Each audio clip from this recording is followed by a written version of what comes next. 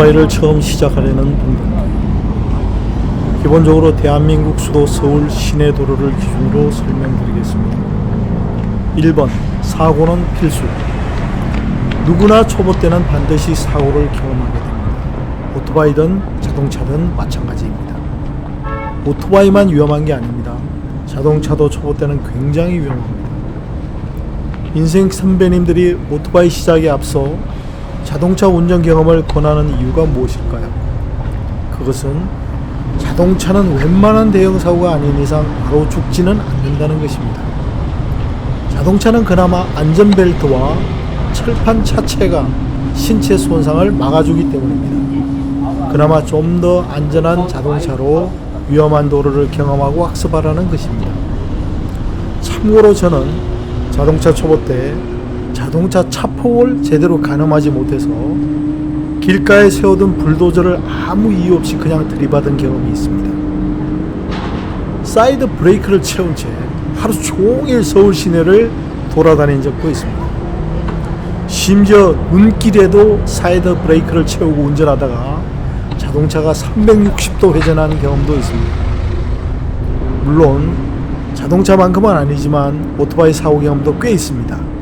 오토바이 사고 경험은 앞으로 천천히 풀어가도록 하겠습니다. 2번, 두뇌도 필요. 자동차도 물론이고 오토바이는 특히 두뇌가 필요합니다. 사고는 정말 한순간입니다. 자신에게 다가오는 위험을 빨리 예측하는 능력이 무엇보다 중요합니다. 신속한 상황 판단이 목숨을 좌지우지합니다. 수학 문제 풀이, 영어 단어 암기 같은 공부머리가 아닌 상황 판단, 생존 능력 머리가 필요합니다. 예를 들어 같은 차선 내에서라도 왼쪽으로, 오른쪽으로 아니면 한복판으로 달릴지 여부를 그때그때 도로 및 차량 상황에 따라 달리 판단해야 합니다. 속도 또한 어느 상황에서는 함께 달려줘야 하고 어느 상황에서는 미리 속도를 줄여야 하는지 등 판단이 필요합니다.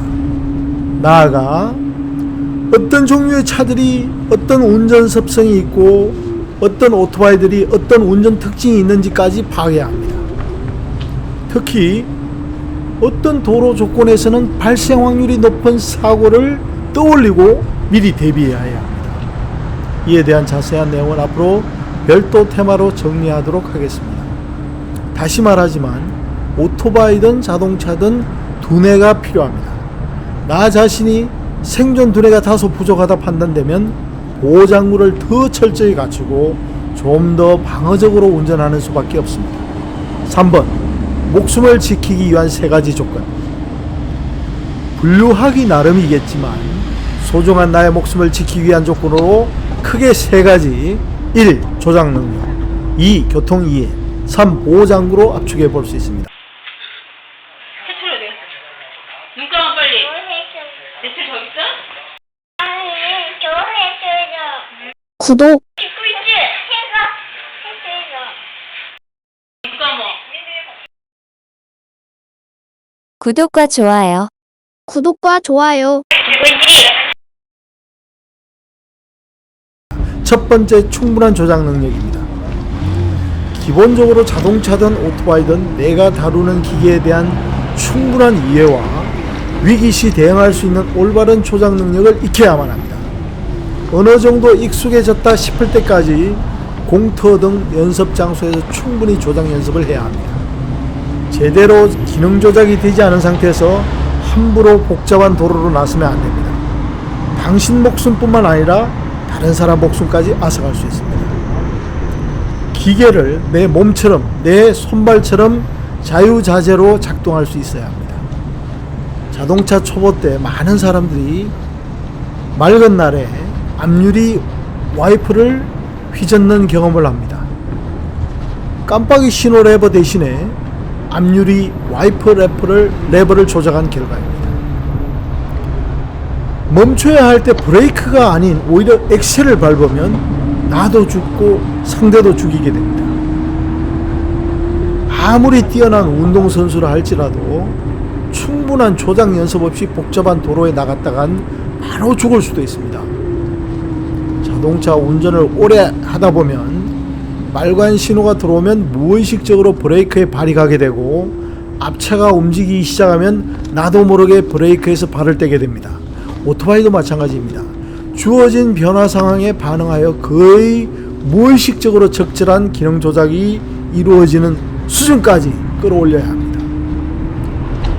참고로 조작 능력과 관련된 것이 운동신경인데 아무래도 운동신경이 발달된 사람이 기계 조작도 훨씬 더 잘합니다.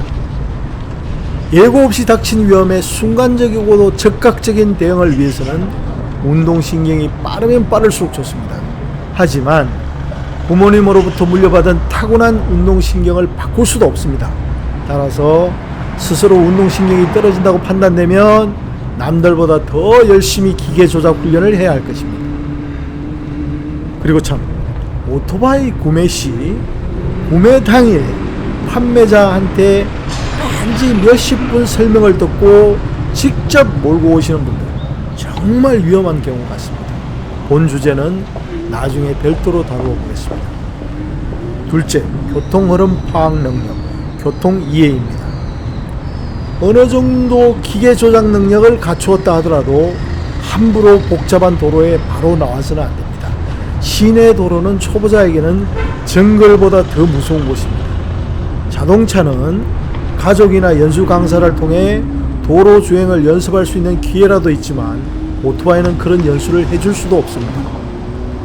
게다가 자동차처럼 완전 초보라고 용기 있게 표시하는 사람도 거의 없습니다. 오토바이도 방법을 찾아서 초보 운전임을 표시하도록 할 필요가 있습니다. 교통흐름 이해는 하루아침에 될 수는 없습니다. 수많은 다양한 경험이 쌓여서 체득하게 되는 것이라 짧은 시간에 해결될 문제가 아닙니다. 평소 틈틈이 교통사고 관련 유튜브 영상도 반복적으로 보면서 간접 경험을 충분히 쌓을 필요가 있습니다. 초보 때는 가급적 다소 한적한 도로부터 차근차근 단계를 밟아 경험을 쌓아가야 합니다. 나아가 좀 더 복잡한 도로를 도전할 때는 미리 로드맵 지도를 통해 코스 상황을 충분히 사전 학습하고 나가는 것도 하나의 방법입니다.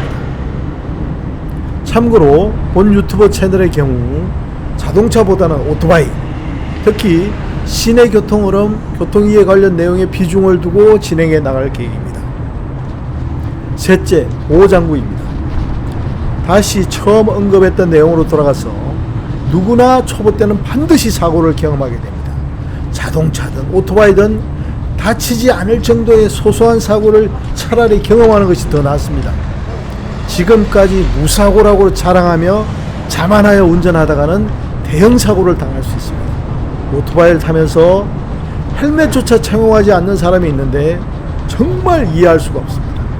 그리고 불편하더라도 반드시 장갑을 착용하고 발목, 복숭아뼈 위를 덮는 신발을 착용해야 합니다. 왜냐하면 당신도 나도 반드시 사고를 경험할 수밖에 없기 때문입니다. 참고로 저는 첫 오토바이를 중고로 구매했습니다. 판매 당시 전 차주가 슬립 사고로 무릎과 손바닥을 크게 다친 것을 직접 목격한 바 있습니다.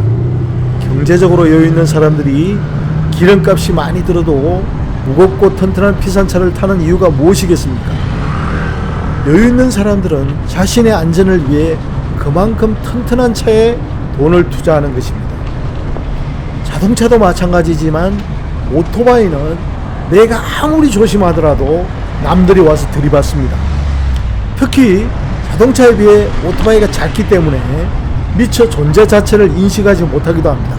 게다가 일부 자동차 운전자들은 오토바이를 깔보기까지 합니다. 오토바이 사고는 반드시 겪게 됩니다. 따라서 보호장구 또한 선택이 아니라 필수입니다. 감사합니다.